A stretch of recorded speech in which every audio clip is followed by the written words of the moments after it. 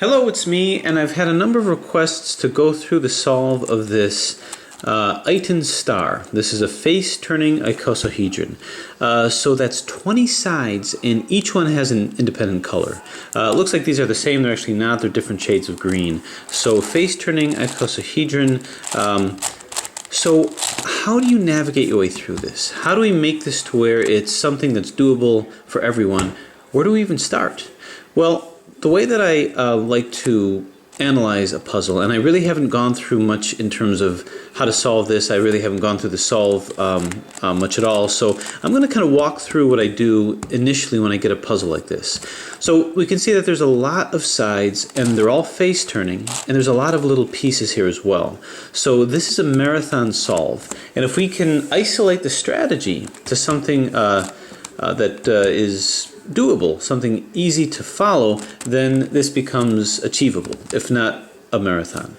So when looking at this, what we want to do is see if we can move these little pieces around in predictable ways.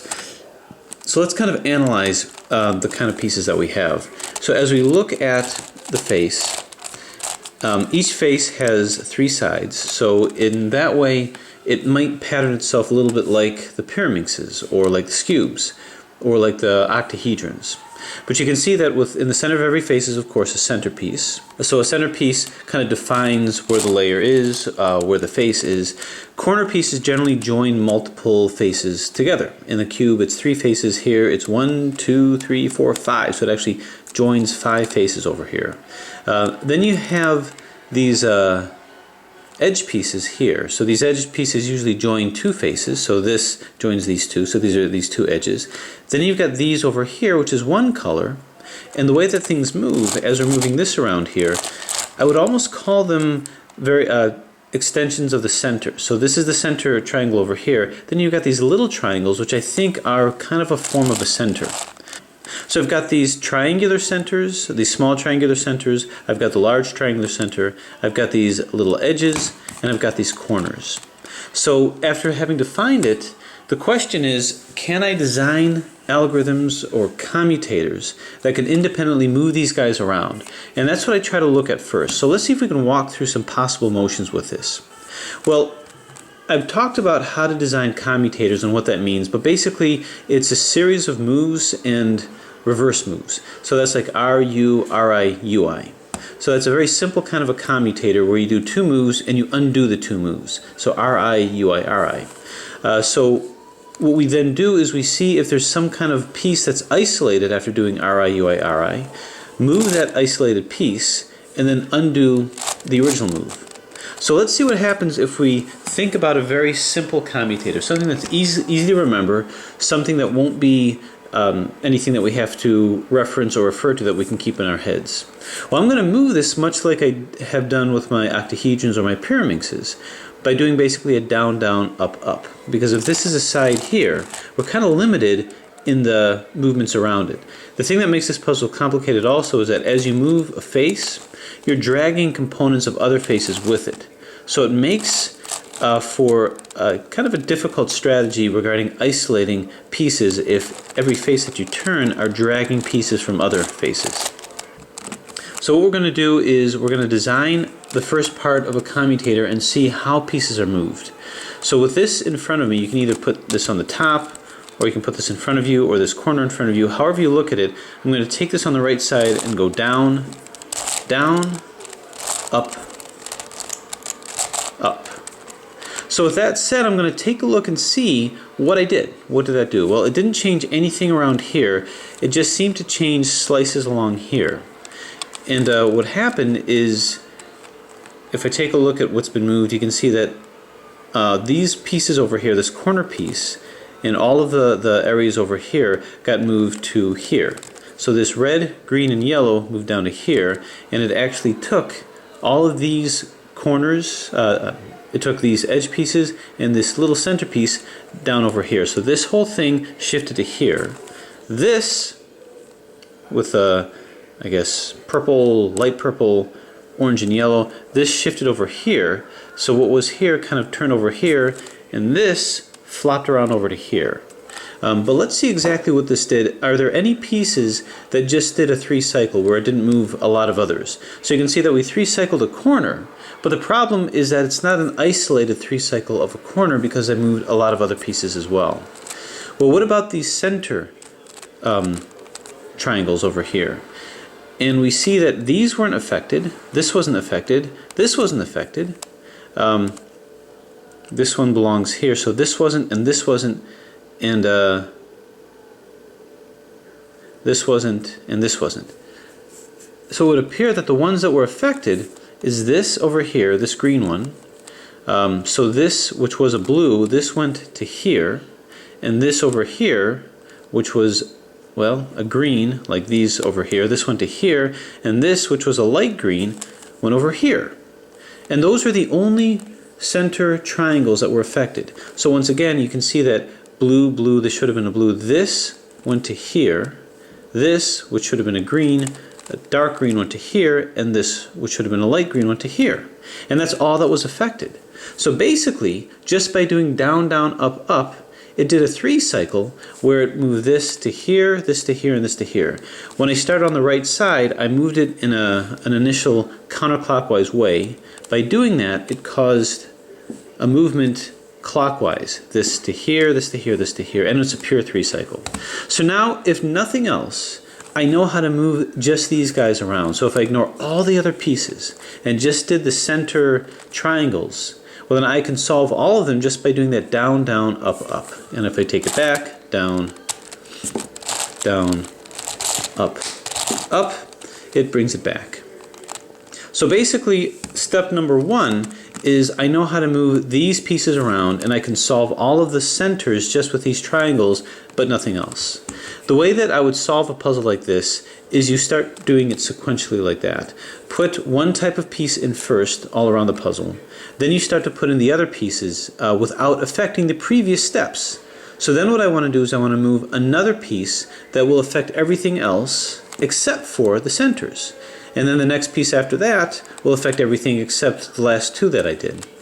So now I know how to move these guys by doing a very simple commutator of down, down, up, up. And when I moved it in a counterclockwise way, it moved these around in a clockwise way. And so too, when I got it back, if I started it in a clockwise way, it moved these around in a counterclockwise way. So pretty simple so far. Well, the next step is let's expand this commutator even further. Because what this was the simplest of commutators, down, down, up, up. 2 moves and undo the 2 moves and see what it did.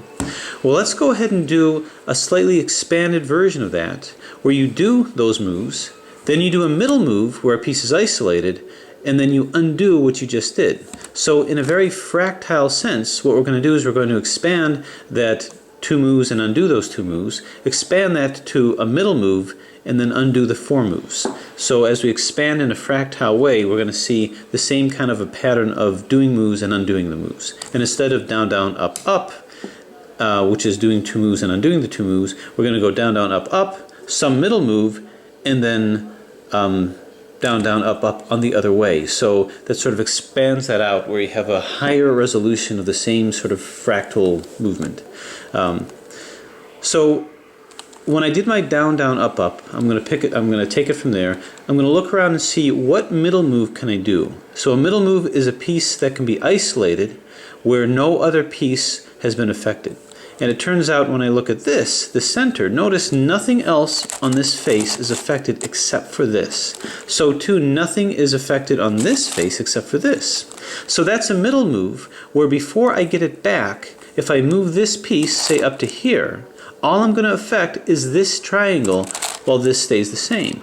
Which means I suspect I'm going to be able to 3-cycle these little triangles without affecting anything else. So let's review that again. Let's get this back. Down, down, up, up. Now, I'm going to move it because I don't want these 2 greens to be too close together. It's a little confusing. I'd rather have completely different colors. Let's see, these 2 reds. It might be impossible to do that completely. Let's do it from here. So what I'm going to do is the start of the commutator, the first half. Down, down, up, up.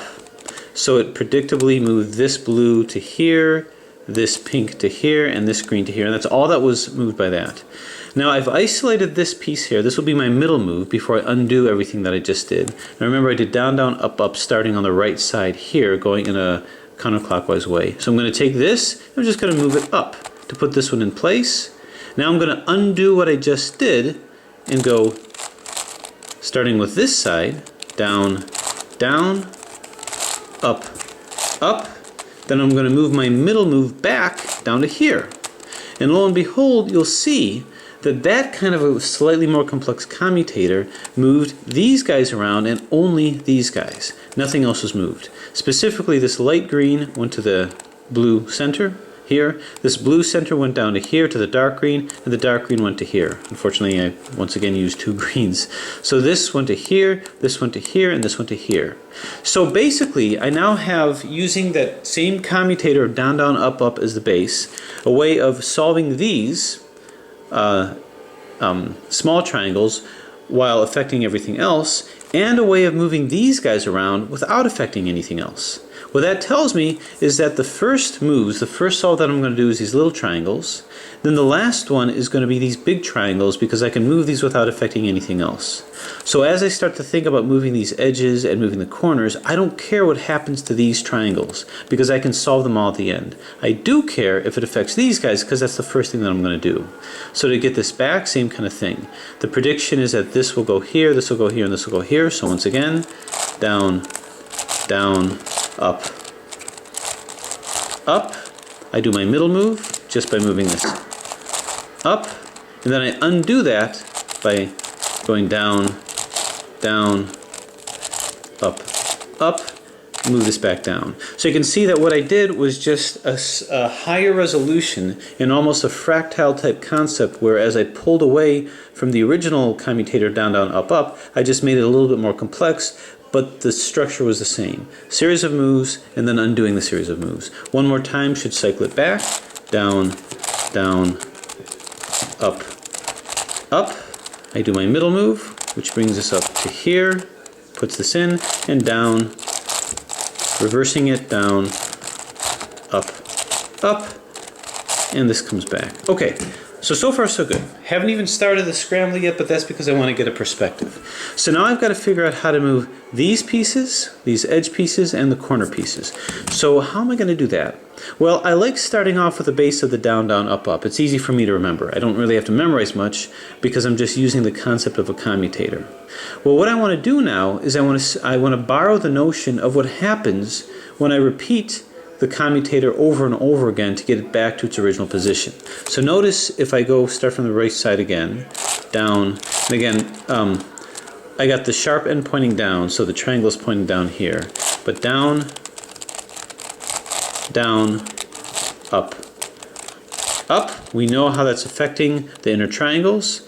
Now if I keep repeating that, still starting on the right side, not undoing it from the left, but from the right side, how many times do I have to do the commutator before it comes back to its original position? Down, down, up, up. That's the second one. And now the third one. Now notice I'm moving all of these guys around here. Down, down, up, up. Okay, so 3 times, 3 turns of that simple commutator, starting at the same side, would bring me right back where I started. And it appears that what happens is what I'm moving is this corner, these 2 edges, and this small triangle, which actually belongs on with this. This whole thing moves down to here. Well, this edge here turns upside down to here. This whole thing, excluding this piece and this piece and this piece and this piece here, so this corner and this edge all flop up to here, and then these guys simply turn to here. So let's demonstrate that again. Down, down, up, up. So let's consider what I've said. As you can see, this over here, this slice here doesn't belong with these guys. These are all the same. These haven't moved. We did cause a movement of these centers, but we're not worried about that. That's at the end. I'm just worried about this complex over here. This piece, these, and this was also moved as well. So this, all of this went down to here, including the pink. So this flipped to here, this flipped to here, and this flipped to here. Now let's analyze exactly what's happening with that. A bunch of these centers moved, these corners moved. How many of these actually moved? There's a bunch of these edges that moved. But if you notice, in its purest sense, what was over here, which was the green and beige, came down to here. What was over here, which is blue and cream, I guess, came to here. And what was over here, which was this beige and green, came over here. So we have this coming to here, this coming to here, and this coming to here. The same way all of this came to here, this came to here, and this came to here. Now notice, when I move this over here, I can move this and separate these corners from these little edges here. So too, I can separate this out here, and when I separate that, all of these are dragged together, which means in some ways I'm isolating this piece over here. When I move this up and I move this down, anything that's here, if I just keep moving this back and forth, I'm separating this whole complex from this edge. What that means is, what if I can coordinate this in a way to where these guys are doing its rotation, and in 3 times it'll all rotate back, is put out of sync with these guys over here, these guys here, so that by the time I rotate it around, these guys are out of sync with these guys. So this corner complex is out of sync with these edges, so that by the time I bring it back, these are all back, but these are out of sync. So how would I get them out of sync? Well, you recall I did a down, down, up, up, right? So that was the first one that I did. What if I simply take this, and I know that when I do it again, the only thing that's going to be affected is all of this. So what if I take this, well actually let's go ahead and get it back. Down, down, up, up. So here's my intention. My intention is to do that algorithm 3 times, but put it out of sync with these little corners over here. So the first thing that I'm going to do before I do down, down, up, up is I'm going to take this complex and take it out of the way of this guy here. So I'm going to move this down. And what that does is this now takes this away and out of sync with this and replaces it with this corner here. So when I do the down, down, up, up, this whole thing, including this, is going to be taken down to here. But I know I can eventually bring it back because none of this is going to be changed. So I'm going to start off by bringing this down, which takes this out of sync, and let's do the down, down, up, up. So down, down, up, up. That's 1. So what happened is that this came to here, this came to here, and this came to here, and this is now separated out from here. What I'm going to do now is I'm going to take this, which was pulled away from here, and I'm going to take this corner complex and now move it with this guy. And at the same time take it away from this to move this out of sync with this edge over here. So let's take this corner complex and move it back up. So what that does is this puts this corner complex away from here and now to this guy where this was taken away. After having done that, I now do the down, down, up, up again to move this down here, this to here, and this to here, where this is now going to participate in the out of syncing. So once again, down, down, up, up. Okay? So having done that, now that I've done that, I'm going to now move this out of sync with this guy, move it in sync with this. So now I'm going to move this back down over here. And what that does is that now puts this in sync with this guy. This was now taken out of sync. And now I'm going to do the down, down, up, up again for the 3rd time. That will put this to here, and now this guy, which was sort of the sacrificial lamb, it wasn't originally here, it'll put it back over here. So once again, down, down, up, up. Now notice what this did is this put these back exactly where they were, right?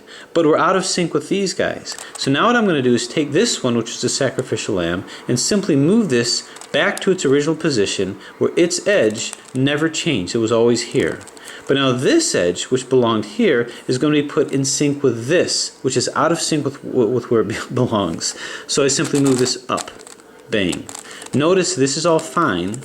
And what we have now is that these guys, these corner complexes, are out of sync with these over here. So now I'm going to do a fourth, one more down, down, up, up, which will put these corners back in their respective places, but it's out of sync with these, so now these guys are going to be out.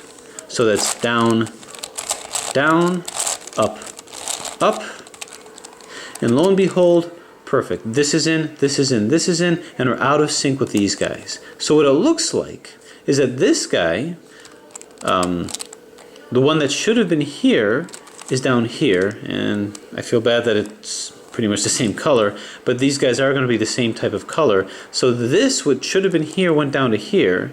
The one that's supposed to be here, the blue and beige, I guess, is up here, and this one is over here. So it looks like we three-cycled this, but in reality, we just did it out of sync, and we did a fourth down, down, up, up to put these back and take these out. When we did 3, these came right back where they're supposed to be, but I delayed the rotation of these by adding a fourth one simply as a sacrificial lamb. Now notice these centers are out, but we don't care about that. Remember, the original thing that I wanted to do was to move these guys around and not worry about these centers. These I can put in last. As a matter of fact, I can pause right now and put these back in so that all you see are these that are out. So what I did is by simply doing the down, down, up, up, and realizing which one of these moved and which didn't move, is I ended up doing it 4 times, which put these out of sync with these guys. And that's all there was to it. So if I wanted to do that again, I can once again put it out of sync where this will now come here, this will come here, this will come here. So if we do that again, once again we'll take this, move it down.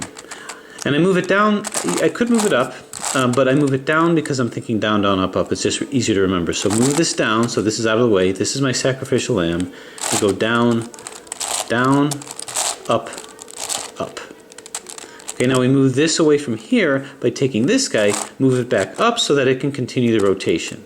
So we have to move this back up, then down, down, up, up. All right, now we're ready to move things back. So now I'm going to take this, move it back down again. So this is with here, down, down, up, up. Now move this back up, which puts this back, and one more, down, down, up, up. And there's the fourth one, so it's true, it did seem to three-cycle these. These got three-cycled as well, we don't worry about that. So now the last one will demonstrate how we're going to put them all back into sync. So we're going to take this out of commission, we're going to bring this, simply move it down. This is my sacrificial lamb. This whole thing here is going to move to here, this will move to here, and this will move to here. So down, down, up, up.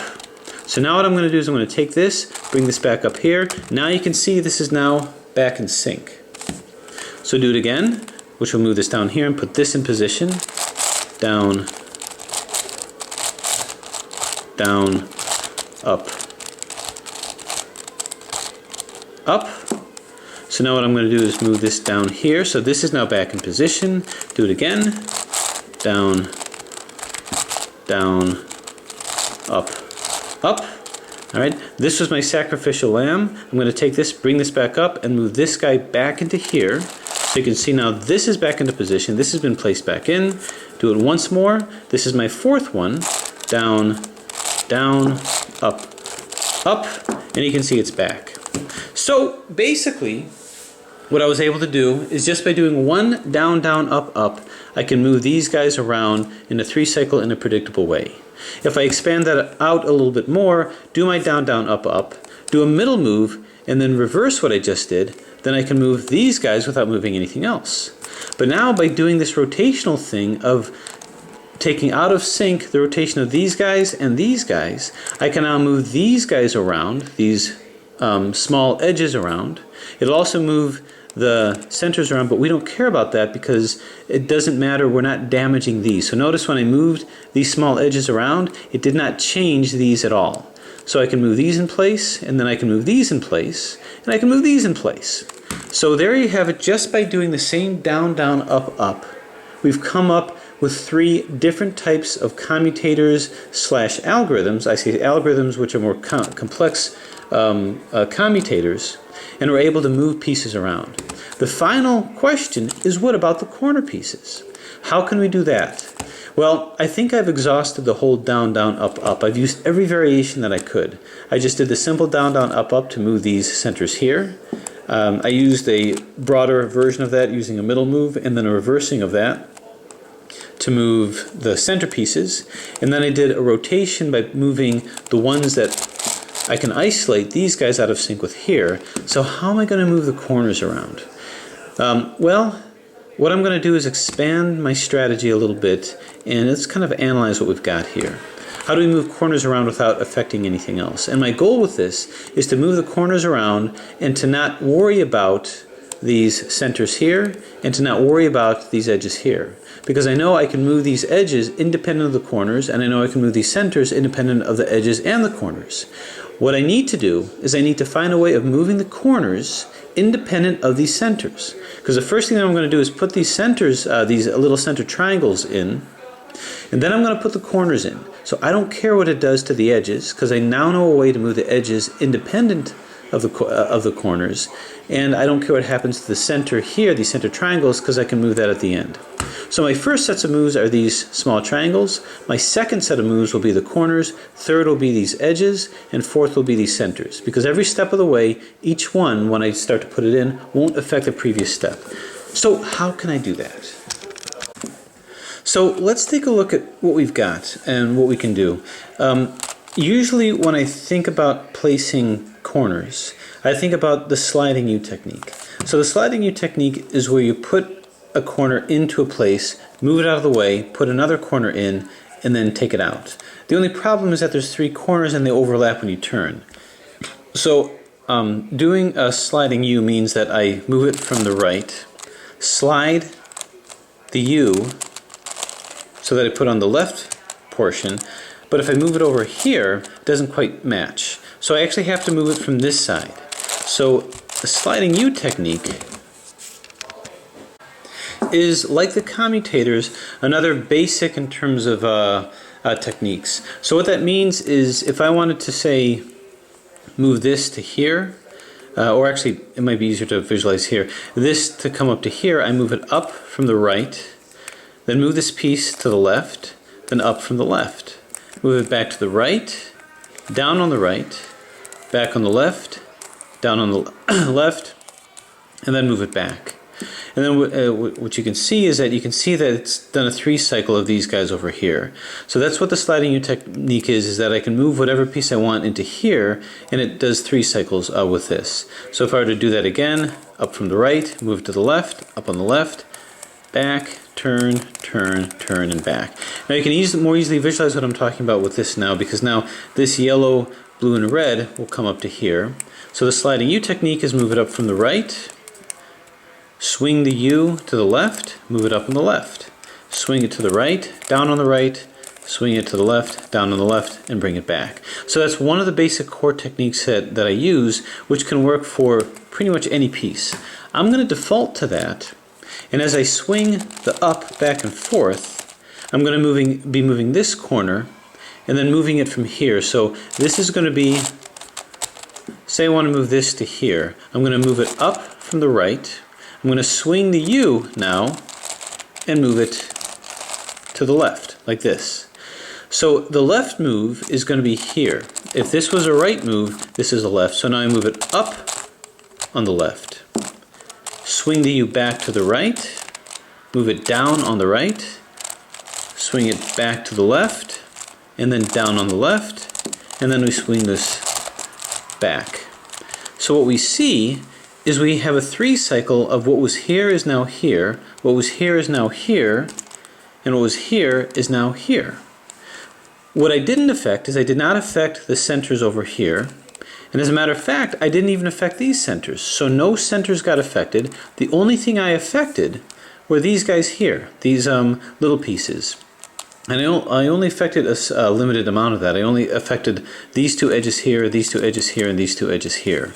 So basically, this is a good way of isolating the corners. I don't worry about these because these are going to be done next. So the first step will be to move these little centers in. The second step will be to move the corners in. The third step is to clean these guys up, move these in, and the last step will be to move these centers in.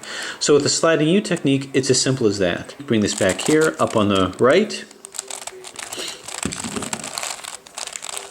turn it to the left, up on the left, back to the right, down on the right, back to the left, down on the left, and turn it back. So now the final step, you can see, more easily see what's going to happen. This needs to move into here, and you got to make sure that it's oriented right when you turn it like this. So up on the right, see this is in, turn it to the left, up on the left, turn it to the right, this comes down here, turn, and then turn, and this moves back. So effectively, this cycles this to here, this to here, and this to here. So there you have it. Now there may be other ways of moving the corners around. That's really your choice. This is just one way of doing it. Now that I have the strategy, now it's just a matter of actually applying it and doing the overall solve so that we can get this in. So what we're going to do now that we have something of a backdrop of putting these guys in and then putting the corners in and then putting the edges in and then putting the centers in, is we can go ahead and scramble the puzzle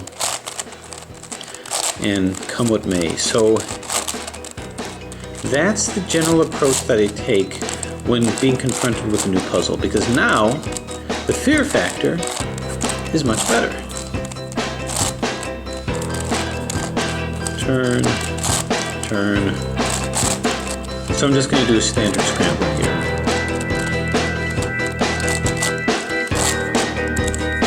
And I'm going to keep going with this until we have a hopelessly scrambled